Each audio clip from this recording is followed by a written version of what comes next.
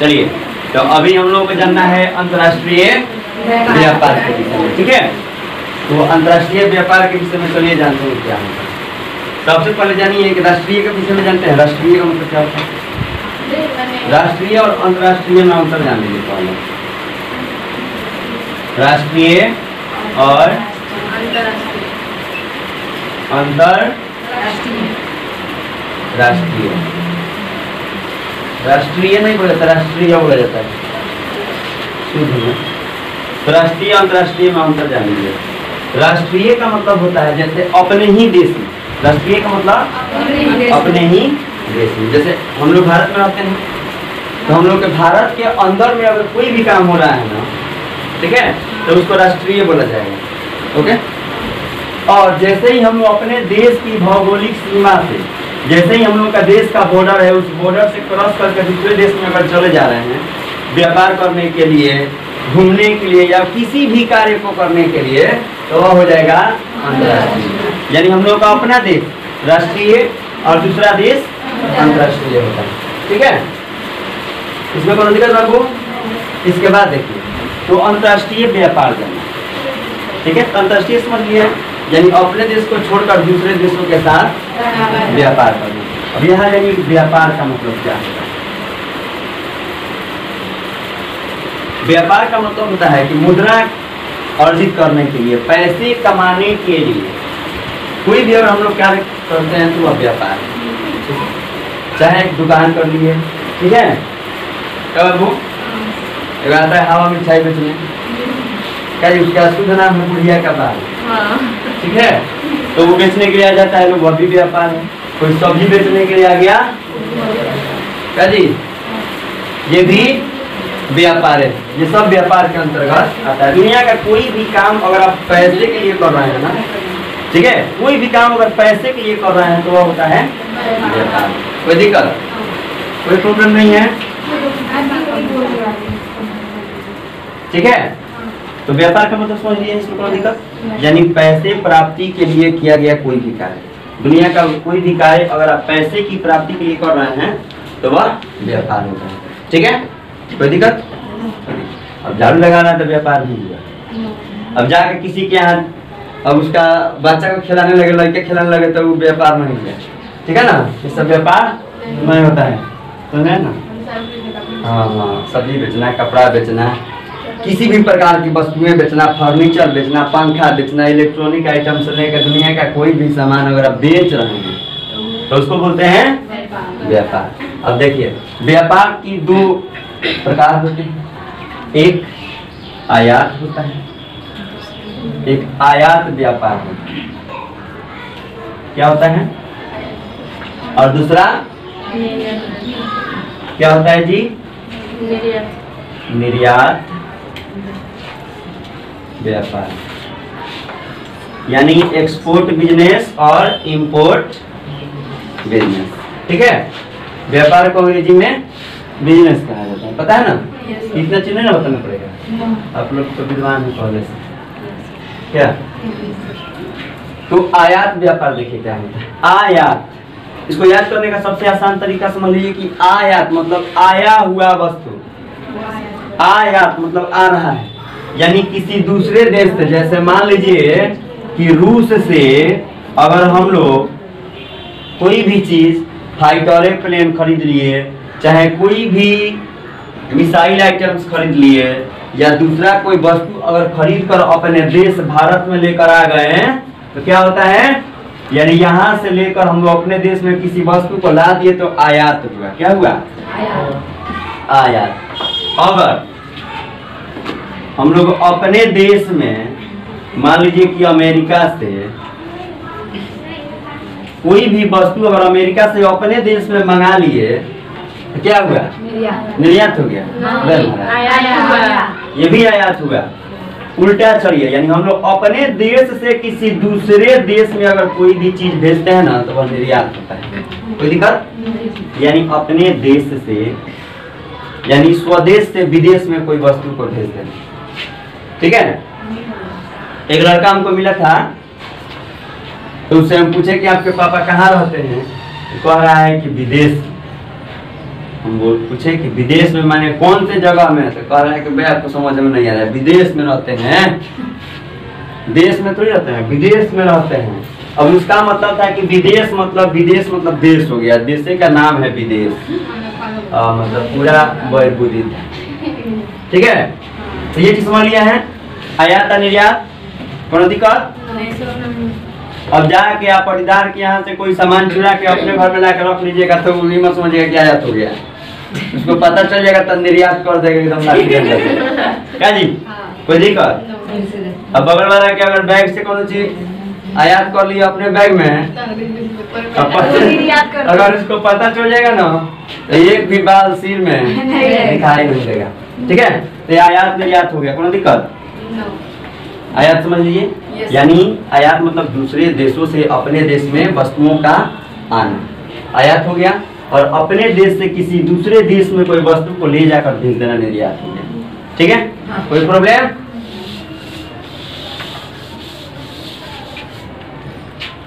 आदत खराब है, लोग कहेगा कि क्लास में पढ़ाते हैं, वीडियो बनाते समय भी हाथी से मिटाते हैं। तो ये सब प्रोसेस है, कोई बात नहीं, क्या कीजिएगा, तो गरीबी में आटा गिला हो रहा है। ठीक है, अब देखिए व्यापार संतुलन क्या चीज है बाबू? व्यापार संतुलन।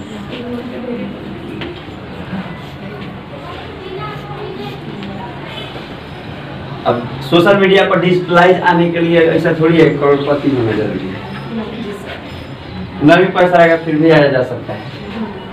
क्या बाबू? मोबाइल में नेट चाहिए, मोबाइलों फ्री में खरीदाई का पैसा लगे। ठीक है, तो कहने का मतलब है, तो अभी हम लोगों को जानना है व्यापार संतुलन। अब देखिए व्यापार का संतुलन कैसे होता है। मान लीजिए कि हम अपने यहाँ जैसे हमारे देश में कोई वस्तु नहीं है, मान लीजिए कि हमारे यहाँ कोयला नहीं है और हमारे बगल वाले देश में कोयला है। ठीक है, हमारे देश में कोयला नहीं है और बगल वाले देश में कोयला है, और हम लोग के यहाँ अभ्रक या लोहा निकलता है, लौह अयस्क निकलता है, स्टील का कोई भी सामान बनाया जाता है, तो हम लोग क्या करेंगे? संतुलन बनाएंगे। क्या करेंगे?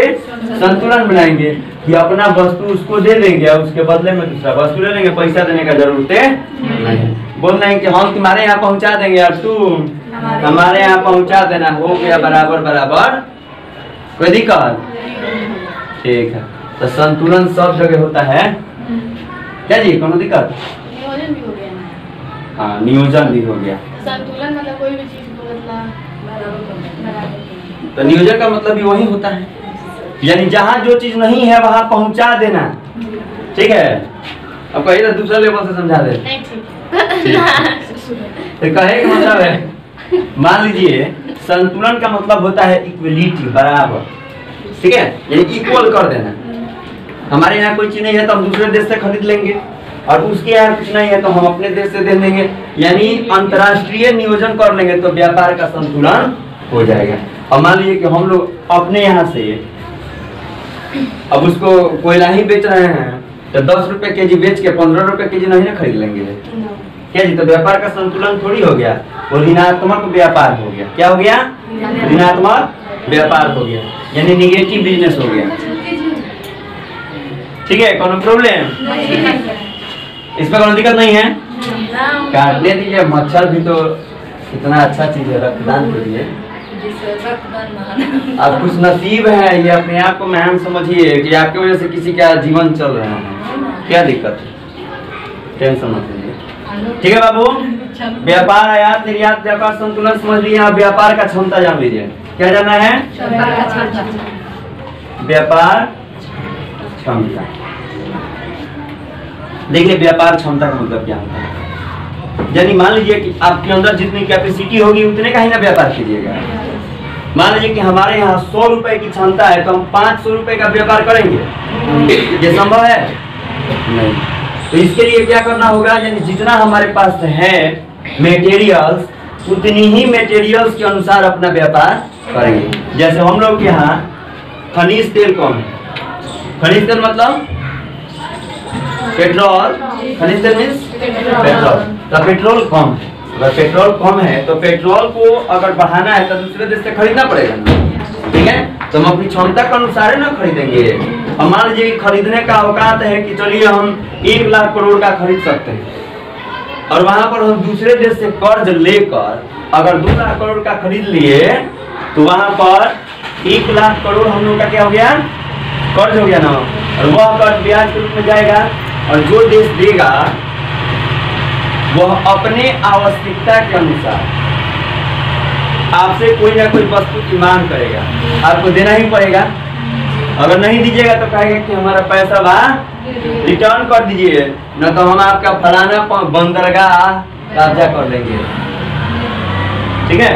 तो इससे नुकसान किसका होगा, अपना होगा। इसीलिए व्यापार संतुलन की क्रिया ही व्यापारिक क्षमता होती है कि व्यापार संतुलित रूप में व्यापार कीजिएगा, संतुलन के साथ यानी बैलेंस बनाकर अपनी मौनी के अनुसार अगर व्यापार कीजिएगा तो वह आपके व्यापारिक क्षमता को दिखाएगा।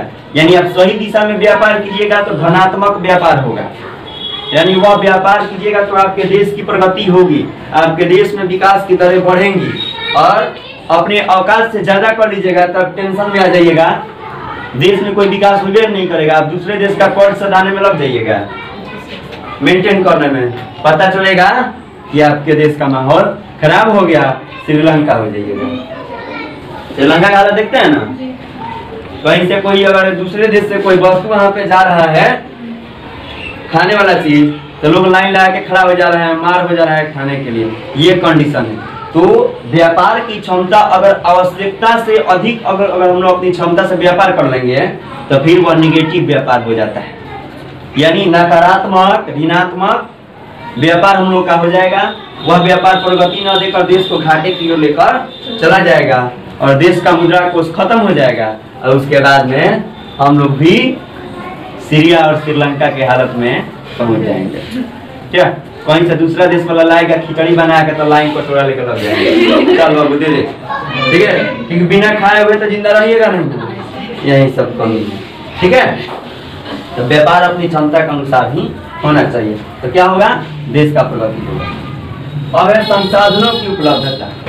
अब जानिए कि हमारे यहाँ संसाधन कौन कौन से हैं, ठीक है, हमारे यहाँ संसाधन कौन कौन सा है। तो कहने का मतलब है कि हमारे यहाँ जितनी भी संसाधनें होंगी, प्राकृतिक संसाधनें, पहले उन संसाधनों का एक डेटा तैयार करना होगा। क्या तैयार करना होगा, एक डेटा, यानी पूरा उनका विवरण तैयार करेंगे। कौन कौन से संसाधन है, कौन से संसाधन किस देश में उसकी मांग है, उसके हिसाब से बेचेंगे। अब मान लीजिए कि लकड़ी का सामान बना लिए हैं, अब ले जाकर अमेजन के क्षेत्र में बेचना शुरू कर देंगे, ठीक है, तो वहाँ पे तो ऑटोमेटिक खुदे पेड़ पौधा भरल है पूरा, तो सब तो हम लोग से ज्यादा ना बनाता है जी, तो हम लोग ले जाएंगे कोई सामान तो कहेगा कि आपसे कम दाम में हम लोग खुदे बना देंगे, तो क्या होता है आपको खरीदने का, तो वहाँ पर आपको घाटा लग जाएगा। तो संसाधनों का उपलब्धता का पूरा जानकारी होना चाहिए, कौन कौन सा वस्तु हमारे पास है। मान लीजिए दवा का दुकान कर दिए, ठीक है, आगे कोई कह रहा है कि मेरा पेट दर्द कर रहा है, दवा दे दीजिए, आपको पता है कि दवा है मेरे पास लेकिन मिल नहीं रहा है, क्या ये, यानी आप कहाँ रखे हैं उसका डेटा ही नहीं है आपके पास। तो आएगा दुकानदार, अब दुकान में खोजते रह जाइएगा, ग्राहक आएगा घूमकर चला जाएगा और वह पता चल गया कि एक्सपायर कर गया। इसलिए संसाधनों की डेटा पहले जरूरी है। कोई भी देश पहले संसाधन का डेटा तैयार करता है, ठीक है, उसके बाद वह संसाधन किस देश में कौन सा संसाधन ज्यादा मान्य है वहां पर ले जाकर देगा, ठीक है, तो अब उसका फायदा होगा। अब जहाँ पर ज्यादा मात्रा में कॉलम बनता है वहाँ कॉलम ले जाके बेचिएगा तो बिकेगा नहीं, ना बिकेगा, यही प्रोसेस होता है। अब चलिए बोलिए फिर से, यहाँ पे टॉपिक हम लोग का था संसाधनों की उपलब्धता। संसाधन मतलब देखिए आपके पास कपड़ा है, ये भी संसाधन है, यहाँ पर स्टिक दिख रहा है, यह भी संसाधने हैं, क्योंकि यह भी तब काम आता है जब आप याद नहीं करते हैं। जब आप नहीं करते हैं उसके बाद में दुख हरण से दुख हर लिया जाता है, उसके बाद आप घर जाते हैं पूरे जुनून के साथ भीड़ जाते हैं कि ना पढ़ेंगे ना तो फिर कल बुराई होगा, क्या जी, कोई दिक्कत, फिर दुख हराएगा। इसीलिए आप सुखी होके आइएगा कि दुख रहबे नहीं करेगा तो दुख हरिएगा, ठीक है ना, तो हम तो हरिए देंगे यहाँ पे दुख, क्या जी। तो कहने का मतलब है कि पहले जितनी भी संसाधन है, व्यय भी संसाधन। संसाधन क्या होता है? जब तक कोई वस्तु हम लोग यूज करते हैं ना, उपयोग में लाते हैं, तो वह संसाधन होता है। जैसे ही वह हमारे उपयोग से बाहर चला जाता है तो वह बेकार पदार्थ हो जाता है। कौन दिक्कत?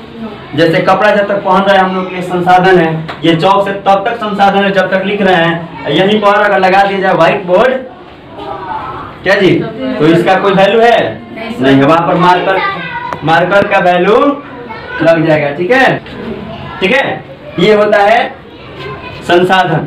और संसाधन हमारे यहाँ क्या क्या, मान लीजिए हमारे यहाँ पेट्रोल है तो कितना है, हमारे यहाँ लकड़ी का सामान बनाया जा सकता है तो कितना बनाया जा सकता है, कितना है। हमारे यहाँ मान लीजिए कि अदरक है तो कितना है, प्लास्टिक बनाने वाली सामग्री कितनी है, ये सभी चीज का डेटा तैयार कर लेंगे, आकलन कर लेंगे कितना है। उसके बाद अब मान लीजिए सिंपल प्रोसेस जान लीजिए कि अब आप अपने घर पर चल दिए खाना बनाए, आपको कहा गया कि चलिए खाना आज बनाना है आपको। अब खाना बनाने के लिए चले गए किचन में, रसोई घर में, और रसोई घर में जाने के बाद अब खाना बना रहे हैं, आकाश भाई सीख रहा है। ठीक है, तो कहने का मतलब है कि अगर आप गए हैं, पता चल गया सब्जी डाल दिए, ठीक है, तो सब कुछ डाल दिए, उसके बाद नमक का जैसे डब्बा खोले तब तक नमक ये नहीं है, तो उसमें क्या डालिएगा? चीनी डाल दीजिएगा। तो भेजिएगा किसी को बनाने के लिए तो बंद कर देना पड़ेगा, गैस बंद कर दीजिए, उसके बाद में भेजिए, तब तक उसी में पक खा जाएगा। क्या जी, सब्जी उसी में, बेचारे का लास्ता पानी बाहर निकल जाएगा। उसके बाद नमक डालिएगा तो पता चलेगा नमक अलगे लग रहा है, मिर्च अलगे लग रहा है, आलू प्याज अलगे लग रहा है, यानी उसका टेस्ट बिल्कुल बिगड़ जाएगा। तो सबसे पहले उसका डेटा तैयार करना चाहिए कि क्या क्या चीज हमें चाहिए है या नहीं है, पूरा चीज स्टॉक करके उसके बाद ना व्यापार करने चलिएगा या कोई भी चीज बनाने चलिएगा। और समझ आ रहा है? Yes sir. डिफिनेशन थोड़ी होता है, ऐसे इसका डिफिनेशन होता है, वैसे समझिए ना, संसाधनों की उपलब्धता का डिफिनेशन होता है। ये कौन सा गजब आप लोग काम करते हैं, बचवा वाला हल कर देते हैं। चलिए छोड़िए, अब ये सब जान लीजिए से एक होता है स्पेशल इकोनॉमिक जोन। सेल्स को क्या बोलते हैं? स्पेशल इकोनॉमिक जोन, यानी विशेष आर्थिक क्षेत्र। ये सभी देश में बनाया जाता है। ठीक है, इसका मतलब होता है कि यहाँ पर यानी पूरे दुनिया से व्यापारिक गतिविधियों को आगे बढ़ाने के लिए एक यानी यह स्थान है जहाँ पर यानी पूरे दुनिया से व्यापार हम लोग करते हैं। ठीक है, यानी एक ऐसा आर्थिक क्षेत्र, यानी जैसे सुपर मार्केट का नाम सुने हैं ना, मेगा मार्ट, सुपर मार्केट, वहां जाइएगा तो हर चीज मिल जाएगा। सेम वही चीज है, उससे थोड़ा ये बड़ा प्रोसेस है। ये किसी देश के लिए होता है, वो किसी सिटी के लिए होता है। सुपर मार्केट एक शहर के लिए होता है, और ये सिर्फ किसी बड़े देश के यानी इंटरनेशनल मार्केट के लिए सेल्स की स्थापना की गई है। यानी ये वैसे शहरों में स्थापित किया जाता है जहाँ पर सभी चीज आवश्यकता की उपलब्ध हो, वहां से हम लोग व्यापार पूरे दुनिया में कर सके। ये विशेष आर्थिक क्षेत्र होते हैं जहाँ पर ज्यादा मात्रा में इकोनॉमिकल जो एक्टिविटी है की जाती है।